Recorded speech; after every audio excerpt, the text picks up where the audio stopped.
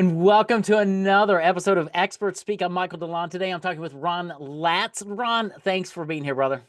Thanks so much, Michael. I appreciate it. It's going to be a fun one.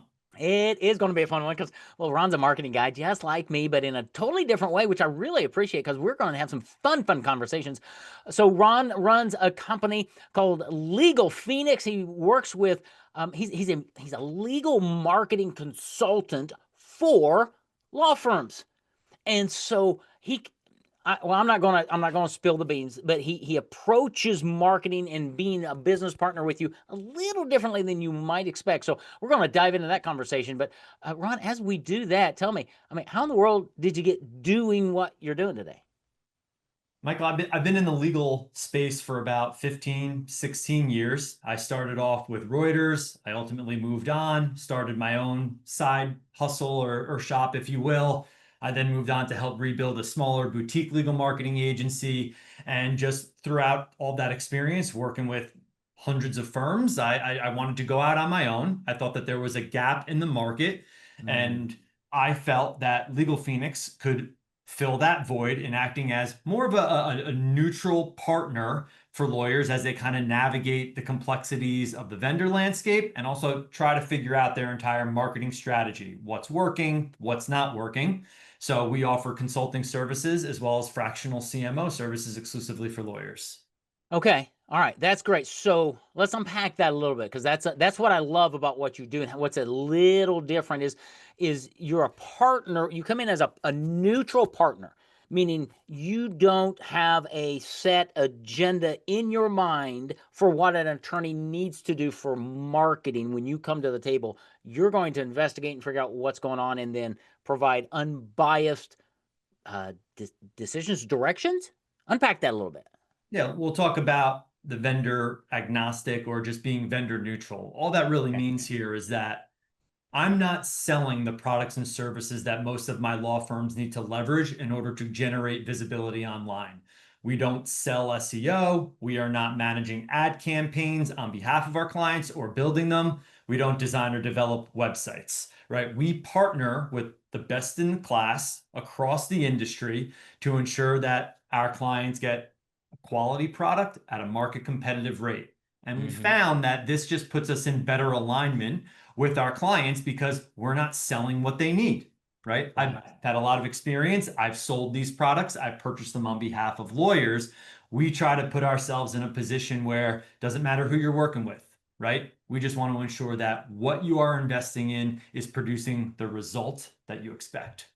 Yeah. And because of your background, because you've done this for what, 15 years or so, you said, um, you there I say, you speak of the language of both sides. You're almost bilingual, meaning you speak attorney speak, but you also speak marketing speak. So you're in this middle ground where you can choose, manage the marketing components, whatever those may be, and translate that back to the attorney in language that they totally understand. Is that a fair thing to say? Yes, we do certainly help law firms connect the dots, right?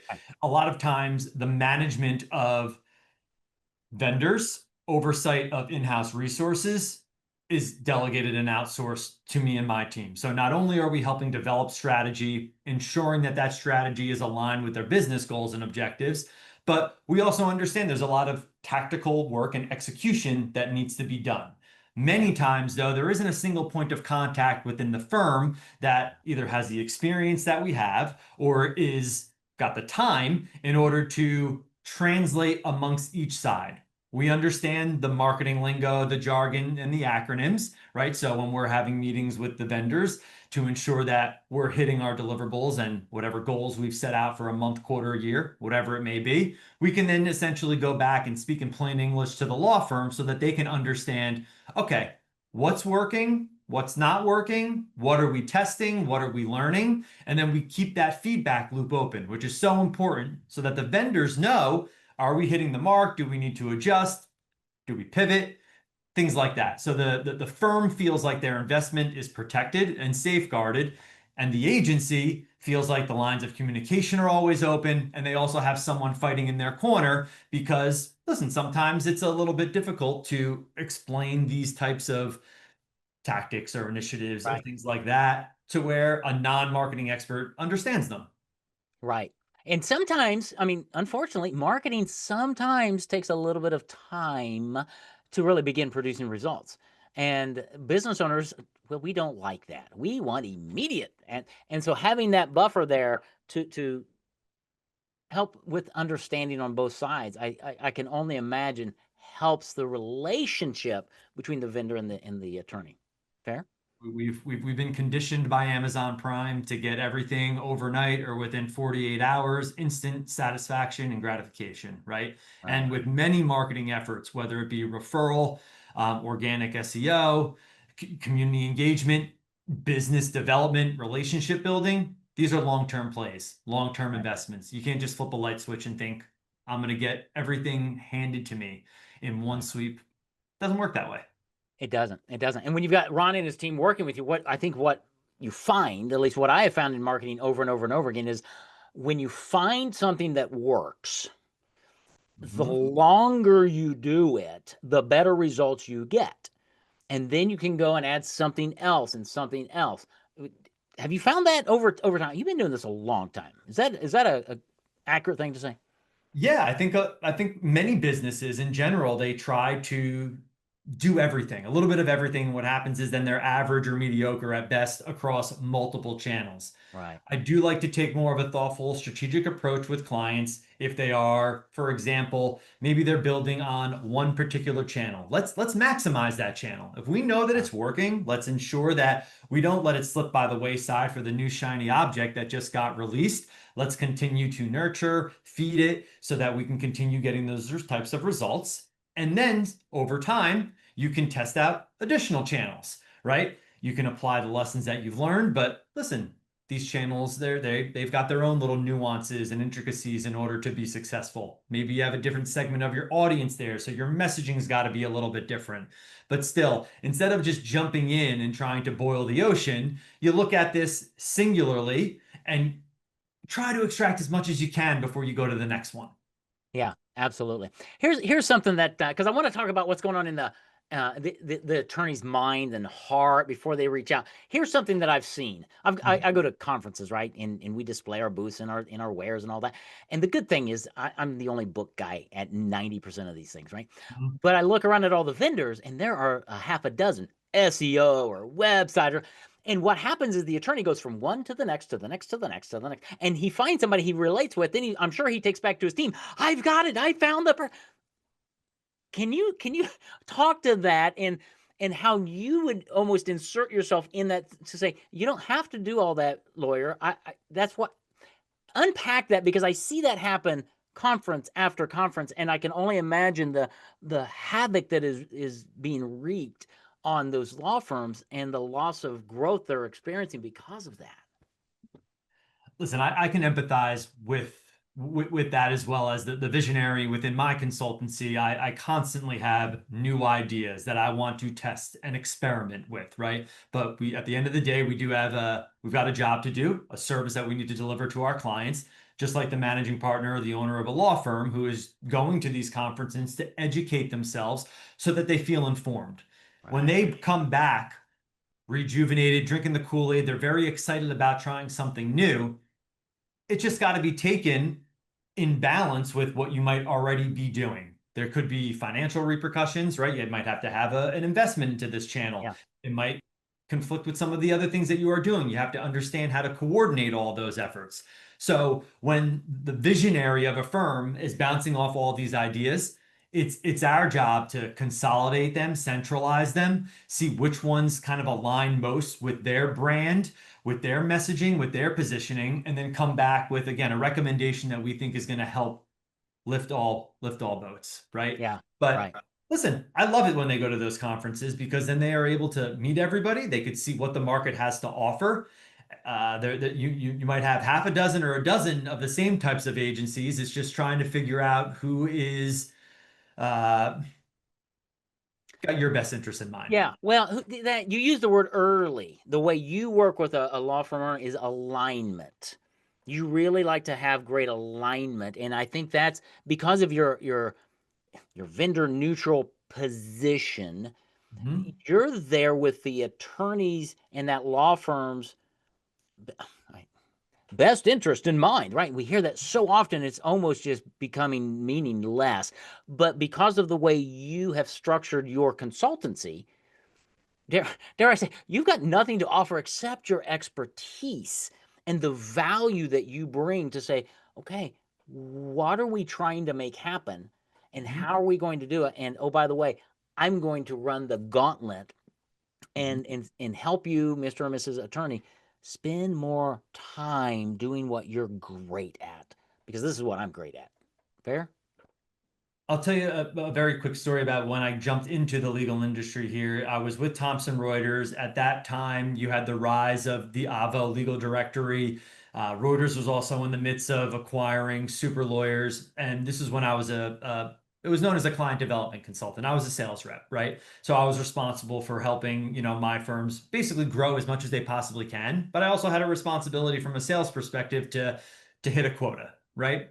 That being said, I always found that the best way to approach working with the law firm is just to tell them exactly what's going to be best for them, regardless of how it would potentially benefit me. Because my goal was to always be that single point of contact, no matter what. When something went down around sales and marketing, I wanted the firm to call me first.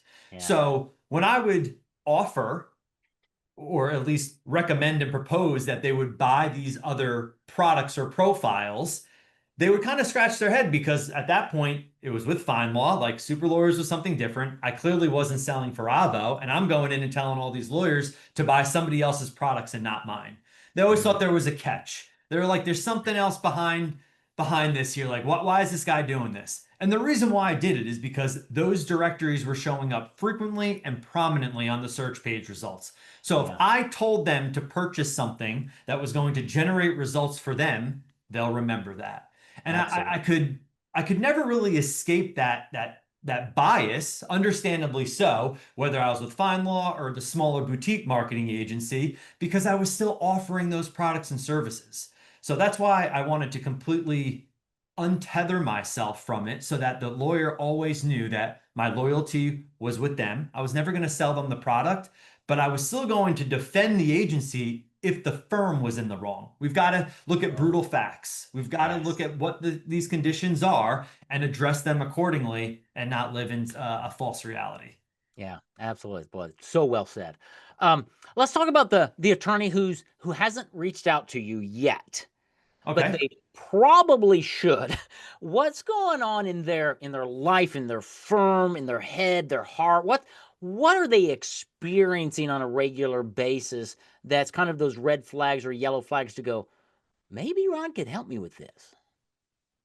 Many of them are just overwhelmed with the responsibility of owning and managing the marketing strategy, whether it's previously developed or they've never developed one at all, or it's just a bunch of random marketing and just tactics jumbled up together. When they want a little bit more clarity and ensure that the dollars that they're putting into these marketing channels are producing the outcomes that they expect, they typically start asking themselves, who is someone that can guide me through this process, like navigate the complexities of the vendor landscape, and also someone that has experience and success in helping law firms generate more revenue and Yeah, cases.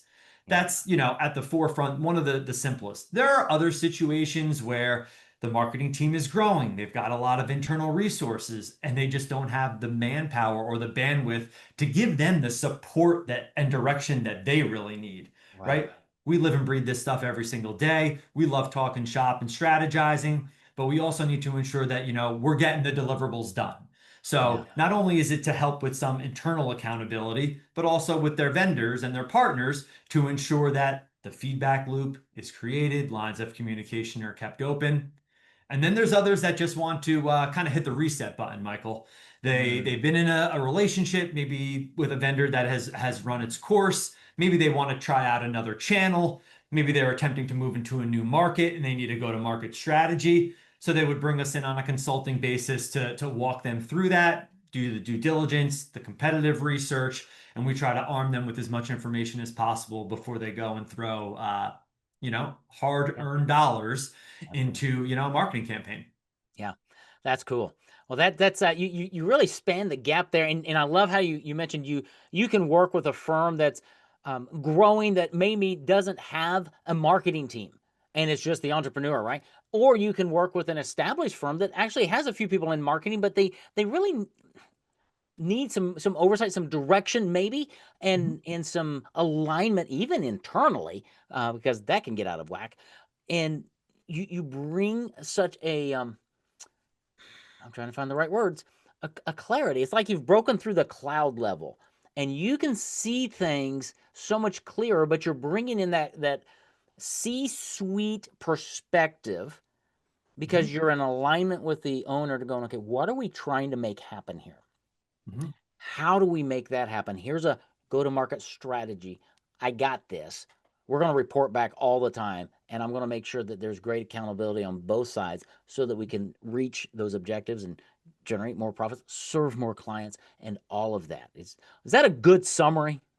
It is. And the ones that don't necessarily have internal marketing resources to begin with, a lot of times we're brought in to help them build that team, Mm-hmm. right? The firm is going to do, your typical values and cultural interviews to ensure that they fit, within that firm. We help them out with more technical assessments and make sure that they've had the experience that they claim that they have in a particular channel. And then we help them build that team. Sometimes, once it's built, we hand over the keys. Now they can run the show. Other times they want to keep us in a consulting capacity just to continue offering insight from a neutral perspective. Yeah, that's awesome. So many opportunities there to bring, dare I say, wisdom into the marketing world that is so filled with knowledge. And right? There is, and I've said this before, so I apologize for repeating myself here. Admitted I don't know everything, but I've got 15 plus years of experience, a highly experienced team. So even though we don't know it all, we will share everything that we do know, and Yeah. that's just those conversations are really important to bounce ideas off of and figure out which way you want to head. Yeah. And you have 15 years of experience in the legal world, therefore dare I say, all the vendors, all the players, all the best ones that you've already at one level pre-vetted. Not that you're going to say, well, you have to always go with A. No, we're going to go, here's A, B, and C. And based on what you're doing, I'm going to choose B this time or recommend B. Let's have those conversations because you have the relationships. And I think that's one thing that we really want to highlight is this is not transactional as much as it is relationship because of what you've cultivated over the years that you're a commodity known in the legal marketing world, but you know the other players, and that makes it a little bit easier to navigate down this pathway that you are serving the law firm for, right? Every firm's makeup is going to be a little bit different. They're all unique and they all have different goals and objectives. So that Yeah, means that not every single agency is going to be the fit for all of those firms. Now, 100%. there are, man, lost count. There are always new entrants into the market, Michael. I don't know every single one of them out there, right? But I can tell you that my client base spans across dozens of different marketing agencies, clients that I've worked with and are now on their own, running their own shop, and the ones that I currently work with today, they're all with different marketing vendors. Listen, depending upon how many internal resources you have, if you need like white glove support, high touch, maybe you need a lower touch, right? I got to evaluate all of these things to try to make a recommendation to a partner that I think is going to be best fit. And we've had a lot of luck with that. I don't jump into an engagement trying to launch this major change management effort because it is disruptive. It Right. does impact normal state and normal flow of business for your marketing operations. When it's needed, we do it. If not, we don't need to rattle any cages. We come at it from a highly collaborative perspective because we know there's going to be instances where the firm was at fault and the agency just needs somebody else fighting in their corner to keep things on track. Absolutely. Absolutely. Well, brother, you bring so much to the table. I love the perspective that you bring with Legal Phoenix as a consultancy, a chief marketing officer, but you really have found, I think, a unique spot to come alongside of an attorney to bring alignment and to pull together the right marketing players for that attorney, and then to be there to manage it, to guide and direct, to build a team, whatever they need to do. So, man, I'm glad that we got connected. I'm glad that my audience knows, Ron, that you're there. How would somebody, an attorney who's thinking about all of this and maybe just in the throes of marketing, to go, I need to reach out and have a conversation. I need to know more about Ron, and where would they go? You could check out legalphoenix.com. That's the website. There's resources there. There's guides. Obviously, you could submit a form and we can have a very unbiased conversation, if you will. I'm also sharing as much as I can on LinkedIn, posting almost daily about things to avoid, strategies to implement, as well as some red flags that you might want to make sure are not present when you're evaluating different relationships. Yeah. Okay. I'm going to grab those. I'll have those in the show notes. So if you're dealing with cases or on your way to court or whatever it is, go to the show notes and click on the links to get to Legal Phoenix so that you can understand Ron a little bit more and how he and his team can really help you with marketing your law firm by having greater alignment with an unbiased partner. I love that. Ron, man, thank you for thanks for being my guest on Expert Speak. It was tons of fun. And thanks for doing what you do to really help a ton of attorneys. I appreciate the invite, Michael. It was a pleasure. Thanks so much. You are welcome. Thanks for listening to Expert Speak. Tune in again next week for another great episode. Take care and God bless.